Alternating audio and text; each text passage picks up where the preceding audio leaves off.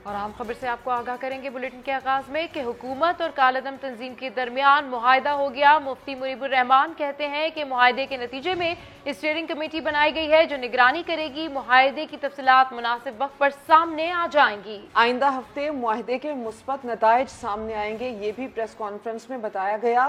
मुफ्ती मुनीबुर रहमान ने यह कहा कि आज से कमेटी फाल हो जाएगी और इसके साथ साथ ये वाजे भी किया कि ये किसी की फतह और किसी की शिकस्त नहीं है। मुआहदा पाकिस्तान की फतह है। मुज़ाकरात जबर और तनाव के माहौल में नहीं हुए हैं। ये मुआहदा वो मुआहदा नहीं जो सुबह किया जाए और शाम को झुटला दिया जाए। बात कर लेते हैं, अब्बास शबीर हमारे साथ हैं। अब्बास, बिलाखिर एक मुस्बत पेशरफ्त हो चुकी है। देखिए, मामला तय आ गए हैं और कुछ ही देर पहले एक अहम प्रेस कॉन्फ्रेंस हुई। वजीर खारजा असद कैसर, स्पीकर कौमी असम्बली और मुफ्ती मुनीबुर रहमान इस प्रेस कॉन्फ्रेंस में थी, जिसमें मुफ्ती मुनीबुर रहमान ने कहा कि वजीर आजम ने 3 अफराद पर मुश्तमिल कमेटी कायम की थी। वजीर आजम की शुक्रगुजार हैं कि उन्होंने कमेटी पर एतमाद किया। कमेटी ने संजीदगी से इस मसले को हल करने के लिए अपना किरदार अदा किया है। हुकूमत पाकिस्तान और तहरीक लब्बैक पाकिस्तान के एतमाद बहामी के साथ मुआहदा तय पा चुका है। आइंदा हफ्ते में हम मुआहदे के मज़बूत नताइज देखेंगे। मुआहदे के जो नुकात हैं वो मुनासिब वक्त पर मंजर आम पर लेकर आएंगे। पूरे मुल्क के लिए खैर व फलाह की खबर है। जोश पर होश गालिब आ गया। ये उन्होंने कहा कि मुआहदे के नुकात बहुत ज़्यादा उनसे पूछा गया कि मुआहदे में क्या क्या चीज़ें हैं, किन किन नुकात पर बातचीत हुई है, तो उन्होंने नुकात को बताने से माजरत की और उन्होंने कहा कि हमने 12-13 घंटे की काविश की है जिसका अच्छे नताइज निकले हैं। साथ साथ उन्होंने पाकिस्तान के लिए दुआ भी की और ये कहा कि हम माजी भुलाकर बैठे हैं और जिम्मेदारों ने जो माजी में जिम्मेदारी अदा की है अब आइंदा ऐसा नहीं होगा। हम वो बात कर रहे हैं जो प्रैक्टिकल आइंदा दिनों के अंदर हो। तो एक अहम प्रेस कॉन्फ्रेंस की जी, बिल्कुल अब्बास शबीर आपसे भी अपडेट्स लेंगे। इस पर बात करने के लिए हमें ज्वाइन किया है शेख रशीद अहमद ने। बहुत शुक्रिया सर, आपने समा के लिए वक्त निकाला। सर, मुआहदा तय पा गया है, हुकूमत की कितनी बड़ी कामयाबी है? मेरा ख्याल है कामयाबी इससे ज्यादा क्या हो सकती है कि अमन हो मुल्क में और बेहतरी हो और मुज़ाकरात से मामला तय हो, लड़ाई झगड़ा ना हो और दोनों तरफ से लोगों ने, मुफ्ती मुनीब ने भी और शाह महमूद ने अच्छी बातें की हैं और अल्लाह ताला हमें इस पर अमल करने की तौफीक दे ताकि मुल्क में अमन और सुकून हो। ठीक है सर, उनका ये भी कहना था मुफ्ती मुनीब का कि किसी की फतह और किसी की शिकस्त नहीं है। ये जो भी मामलात हैं ये खैर बरकत के मामलात हैं और आइंदा जो नताइज हैं वो भी मुस्बत सामने आएंगे। उन्होंने, मुफ्ती मुनीब साहब ने बहुत अच्छी बातें की हैं। आपको भी कहा कि 2 दिन अगर आपकी मंदिर है तो इस पर कोई बात नहीं, 2 दिन दुकान का जो है वो ठीक तरीके से अगर ना भी चले तो कोई बात नहीं। मेरा ख्याल है अच्छा हो जाए, मुज़ाकरात में कामयाबी हो गई है और अल्लाह बेहतरी के रास्ते निकाले। अच्छा शेख साहब, मुफ्ती मुनीबुर रहमान साहब ने यह भी कहा कि इस मुआहदे के आइंदा हफ्ते मुस्बत नताइज सामने आएंगे। अच्छी उम्मीद रखें हम? अच्छी उम्मीद रखनी चाहिए, उम्मीद तो हमेशा ही अच्छी रखनी चाहिए, मायूसी तो कुफ्र है। अच्छा शेख साहब, एक और जो अवामी मुश्किलात का मामला है, रास्तों की बंदिश, जगह जगह कंटेनर्स, खंदकें, ये सारे मामला भी जल्द हल हो जाएंगे इंशाअल्लाह ताला। ठीक है। अच्छा शेख साहब, जो अवामी मुश्किलात थी, जो लोगों को खासी मुश्किलात थी, जो कंटेनर्स लगाए हुए थे, जो दीगर मामला थे, तो वो भी अब हल होने जा रहे हैं? स्कूल बंद थे, बच्चों को जाने में दुश्वारियां। ठीक है। अच्छा शेख साहब, स्टीयरिंग कमेटी भी बनाई गई है। उन्होंने कहा है कि स्टीयरिंग कमेटी जो है वो निगरानी करेगी। बहुत अच्छी बात है, कमेटी तो बननी चाहिए। ठीक है, बहुत शुक्रिया। शेख रशीद अहमद समा से गुफ्तगू कर रहे थे और उनका यही कहना था कि बहुत अच्छी बात है कि ये तमाम तर जो मामलात हैं वो तय पा गए। तो हुकूमत और कालदम तंजीम के दरमियान ये जो मुआहदा है वो तय पा गया है। इस हवाले से मुफ्ती मुनीबुर रहमान कहते हैं कि मुआहदे के नतीजे में स्टीयरिंग कमेटी बनाई गई है जो निगरानी करेगी। मुआहदे की तफसीलात मुनासिब वक्त पर सामने आ जाएंगी। आइंदा हफ्ते मुआहदे के मुस्बत नताइज सामने आएंगे। जबना था कि इस हवाले से स्टीयरिंग कमेटी भी बनाई गई है और आज से ये कमेटी फाल हो जाएगी। आइंदा हफ्ते मुआहदे के मुस्बत नताइज भी सामने आएंगे। उनका कहना था कि ये किसी की फतह और किसी की शिकस्त नहीं है। मुआहदा पाकिस्तान की फतह है। मुज़ाकरात जबर और तनाव के माहौल में नहीं हुए। ये मुआहदा वो नहीं जिसे सुबह किया जाए और शाम को झुटला दिया जाए। आपको बताएं कि मुफ्ती मुनीब ने बहुत अच्छी बातें की हैं, ऐसा कहना है वफाकी वज़ीर दाखिला शेख रशीद अहमद का। समा से खुसूसी गुफ्तगू की जिसमें उनका कहना था कि इंशाअल्लाह बेहतरी होगी। अच्छा हुआ है, मुज़ाकरात में कामयाबी हो गई है। जबकि उनका यही कहना था कि दोनों जानिब से बहुत अच्छी बातें की गई हैं। इस हवाले से मज़ीद बात करते हैं नईम अशरफ भट्ट से। जी नईम अशरफ भट्ट, मुआहदा तय पा गया है और 2-3 दिन पहले ही आपने इस हवाले से भी खबर रिपोर्ट की थी कि मुज़ाकरात चल रहे हैं, फाइनली अब ये मुआहदा तय पा गया। बिल्कुल, समा जो है वो क्रेडिबिलिटी उसने अपनी कायम रखी है। 29 अक्टूबर को सुबह समा ने खबर ब्रेक की थी कि रात को 3 बजे साद रिजवी को लाहौर की जेल से इस्लामाबाद लेकर जाया गया है और ये पहला वो कदम था मुस्बत और ये ब्रेक थ्रू की तरफ था जो समा ने एक्सक्लूसिवली बताया। उस वक्त ऑपरेशन की बात हो रही थी, सख्ती की बात हो रही थी और ये चंद घंटे पहले गुजरांवाला के करीब जो है वो काफी झड़पें भी हुई थी जिसमें पुलिस वाले भी शहीद हुए थे। उस माहौल में समा ने एक मुस्बत खबर बताई नाजरीन को, पूरे मुल्क को, कि ब्रेक थ्रू के इम्कानात पैदा हो गए हैं। जब साद रिजवी को रात को जो है वो लेकर इस्लामाबाद के मुज़ाकरात शुरू हुए, हालांकि उस मुज़ाकरात और उसको पहले हुकूमती वज़रा जो है वो छुपाते भी रहे, लेकिन बिलाहर बाद में उसकी तस्दीक भी होती रही और आज 2-3 रोज बाद वही जो पॉजिटिविटी थी और ब्रेक थ्रू था वो अब सारा सच साबित हुआ जब मुफ्ती मुनीबुर रहमान ने शाह महमूद कुरैशी और कलअदम तहरीक लब्बैक के जो रहनुमा हैं उनके साथ मिलकर ऐलान किया कि मुआहिदा तय पा गया है और सब कुछ पुरअमन रहा है। समा ने इस दौरान 3 रोज में मुस्बत रिपोर्टिंग ही की और यही उम्मीद के साथ खबरें दी कि ये पुरअमन ही इसका हल हो और मुज़ाकरात ही के जरिए इसका हल होता नजर आ रहा था और समा इसी तरह की खबरें देते रहे और आज वो सच साबित भी हुआ सारा कुछ।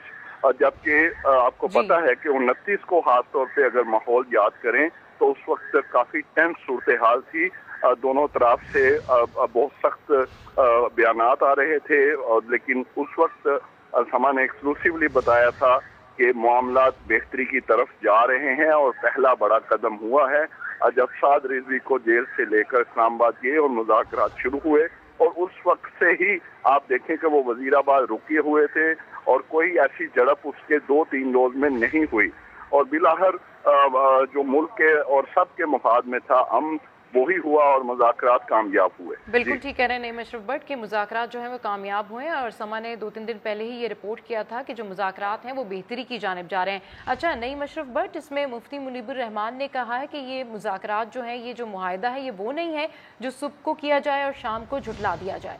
जी बिल्कुल, ये बड़ी अहम बात है और ये इसी वजह से इस दफा जो है वो थोड़ी ताखीर भी हुई है मामलात में। आज भी जो है एक दफा प्रेस कॉन्फ्रेंस मुअख्खर की गई, वो यही वजह थी कि ट्रस्ट डेफिसिट था दोनों अतराफ में। कल प्राइम मिनिस्टर ने भी जो उलमा मुशाइख से मुलाकात हुई उसमें ये कहा था कि सबसे पहले जो है वो ये मुझे यकीन दिलाएं कि आइंदा ये ऐसा नहीं होगा, क्योंकि शेख रशीद भी कह रहे हैं कि 7वीं दफा है कि तहरीक लब्बैक कलअदम जो है उनके लोग जो हैं वो इस्लामाबाद की तरफ मार्च कर रहे हैं, तो ये यकीन दहानी कराएं कि आइंदा नहीं होगा। दूसरी जानब से भी ये था कि आप भी यकीन दहानी करवाएं कि मुआहिदा होगा वो मुकम्मल और पूरा होगा। उसी वजह से ही कल जो है एक नाखुशगवार वाकया भी हुआ कि जब उलमा मशाइख जो हैं वो प्राइम मिनिस्टर से मिलने गए तो वहाँ पर 2 हुकूमती ओहदेदार थे जिनको उन्होंने कहा कि इनकी मौजूदगी में वो बात नहीं करेंगे। ये भी समा ने एक्सक्लूसिवली खबर दी थी जो बाद में फॉलो की गई सबकी तरफ से। तो ये भी वो उनकी तरफ से उनको ट्रस्ट नहीं था और वो कह रहे थे कि ये लोग जो हैं वो सबोताज करते हैं, इनको उठाया जाए। और हुकूमत की जानिब से भी ये कहा जा रहा था कि आप भी हर रोज हर 2-3 महीने बाद दोबारा नहीं आएंगे और इसलिए मुफ्ती मुनीबुर रहमान ने ये कहा कि अब जो है वो पक्का काम हुआ जी बिल्कुल है। बिल्कुल, अब जो मुआहिदा हुआ है वो बहुत अच्छा मुआहिदा हुआ है, इसके मुस्बत नताइज सामने आएंगे। हुकूमत और कलअदम तंजीम के दरमियान मुआहिदा हो गया। मुफ्ती मुनीबुर रहमान कहते हैं मुआहिदे के नतीजे में स्टीयरिंग कमेटी भी बनाई गई है जो निगरानी करेगी। अपडेट करने के लिए शुक्रिया नईम अशरफ भट्ट। खबर से आगाह करते हैं, हुकूमत के कालादम तहरीक लब्बैक पाकिस्तान से दोबारा मुज़ाकरात शुरू हो गए हैं। साद रिजवी जो है इनके सरबराह है, उनकी जेल से बाहर अहम मुलाकात हुई है। मामला जो है वो ब्रेक थ्रू के करीब पहुंच गए हैं। आज कौमी सलामती कमेटी का एक अहम इजलास था जिसकी सदारत वजीर आजम ने की। वजीर आजम ने इस इजलास में 2 टोक मौक़िफ़ अपनाया है कि साद रिजवी को किसी सूरत भी रिहा नहीं किया जा सकता। उलमा मशाइख की मुलाकात में क्या हुआ, समा अंदरूनी कहानी सामने ले आया। कि दो अहम हुकूमती अहदेदार जो हैं उनको बाहर भेजने की शर्त उलमा की जानिब से रखी गई। समा अंदर की कहानी सामने ले आया। वज़ीर-ए-आज़म ने कहा है कि मुल्क में किसी किस्म का वो खून खराबा नहीं चाहते, सिर्फ TNT वाले ही नहीं, हम सब आशिक़ रसूल हैं। वज़ीर आज़म के मुआविन ख़ुसूसी ताहिर अशरफी का कहना है कि उन्हें या फवाद चौधरी को किसी मीटिंग से जाने के लिए नहीं कहा गया। कुछ लोग अपनी ख्वाहिश को खबर बनाना चाहते हैं। ये भी कहा कि रास्ता कोई भी हो, मंजिल सिर्फ अमन है। और फवाद चौधरी साहब उस मीटिंग में बैठे ही नहीं थे तो वज़ीर आज़म साहब ने कब हमें कह दिया कि आप उठकर बाहर चले जाएं। और मेरा ख्याल है कि कुछ दोस्त अपनी ख्वाहिशात को खबर बनाना चाहते हैं। और दूसरी बात, ये छोटी चीजें हैं, हम अपनी जान अपने दीन और अपने वतन और नामूस मुस्तफ़ा सल्लल्लाहु अलैहि वसल्लम पर कुर्बान करने को तैयार हैं। इनाएं कोई चीज़ नहीं होती हैं। अगर हमारी शक्ल किसी को अच्छी नहीं लगती और वो नहीं देखना चाहता और इससे मसला हल होता है तो हम भाई जो है खुद साख्ता जो है वो नज़रबंदी इख्तियार कर लेते हैं। ऐसी कोई बात ना हुई है, ना वज़ीर आज़म साहब ने किसी को मीटिंग से उठाकर भेजा है। रात फवाद चौधरी साहब ने भी इसकी वजाहत कर दी थी, मैंने भी कर दी।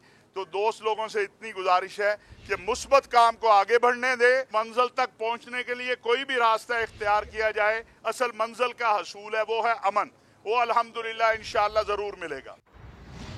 PTM ने डेरा गाजी खान के रेलवे ग्राउंड में पिंडाल सजा लिया। कारकुनों की आमद का सिलसिला जारी है। बात कर लेते हैं, राशिद हमीद हमारे साथ हैं। राशिद, बताइए जलसा गाह की क्या सूरत हाल है?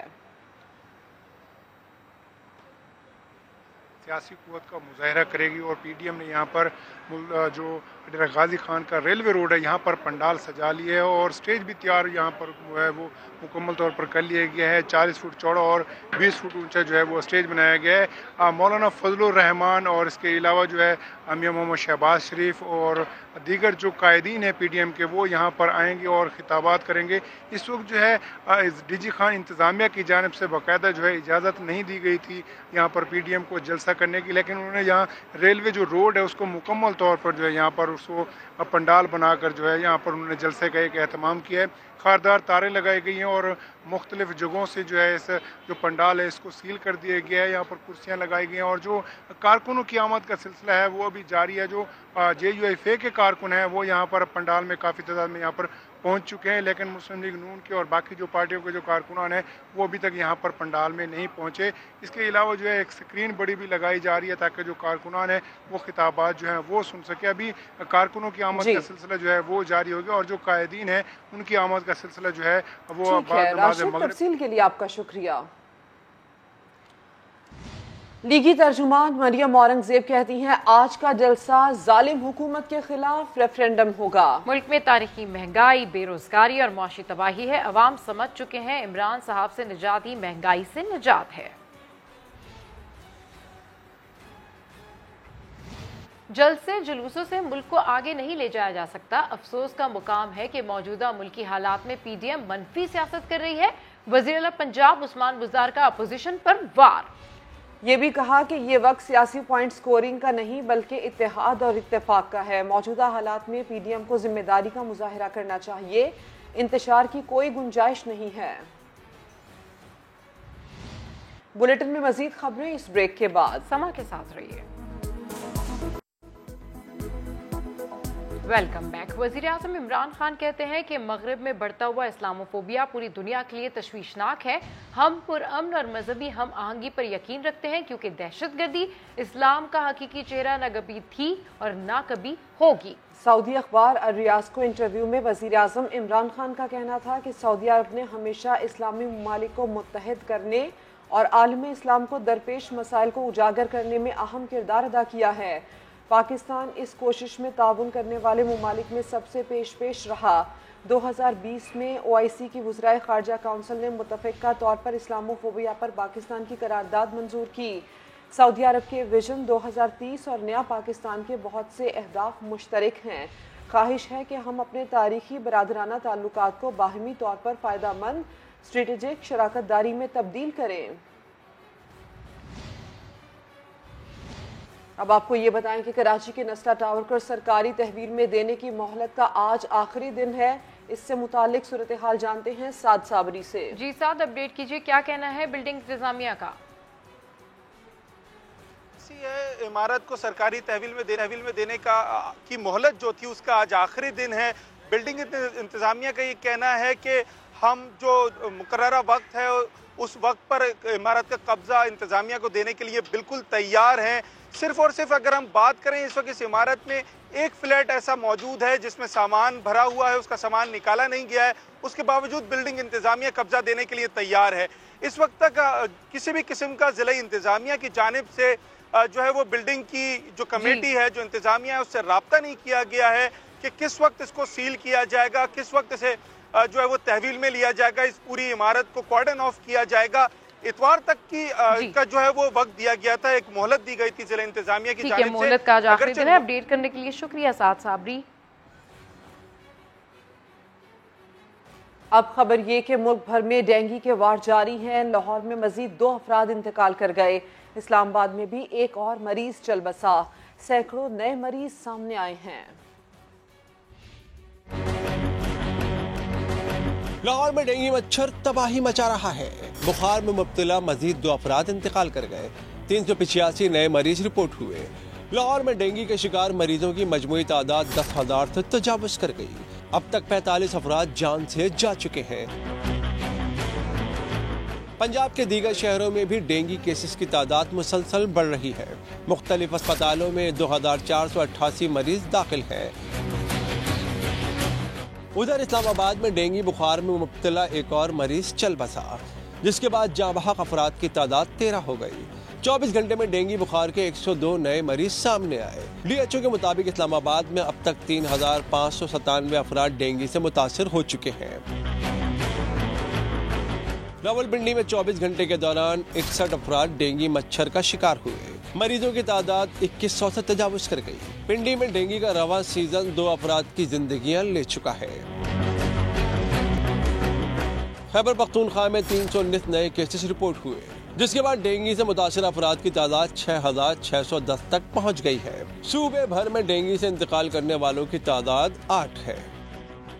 एक बेड और मरीज 3। समा लाहौर के जिला अस्पताल के डेंगू वार्ड का अहवाल सामने लाया तो महकमा सेहत भी हरकत में आ गया। एमएस को मुअत्तल कर दिया गया। इस हवाले से रिपोर्ट कर रहे हैं दानियाल उमर।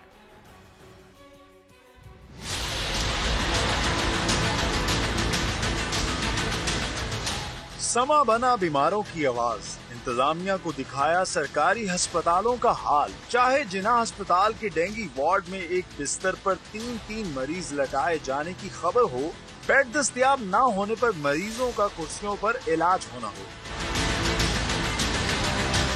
या फिर जिना अस्पताल में तमाम अद्वियात गायब करके फार्मेसीज और मेडिकल स्टोर की चांदी करवाना हो।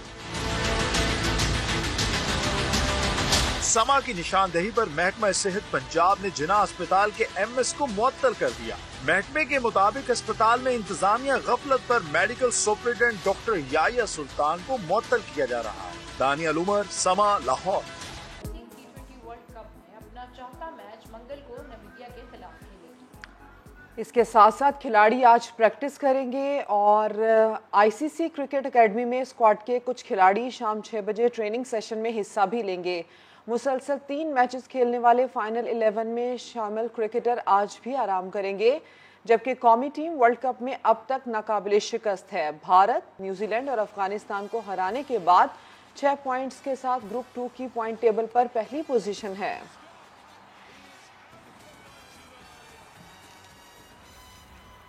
साबिक कप्तान शाहिद आफरीदी का कहना है कि आसिफ अली बेहतरीन परफॉर्मेंस दे रहे हैं। टीम इंशाल्लाह वर्ल्ड कप जीतेगी। उनका मजीद कहना था। जानते हैं समा के नुमाइंदे अब्दुर्रहमान रजा से। अब्दुर्रहमान, बताइए। बिल्कुल, पाकिस्तान के सुपरस्टार शाहिद अफरीदी इस टाइम पे हमारे साथ दुबई में मौजूद हैं। इनसे जानते हैं कि शाहिद भाई कैसा देखते हैं इंडिया, अफगानिस्तान और न्यूजीलैंड के खिलाफ पाकिस्तान की जीत? Outstanding body language, outstanding performance.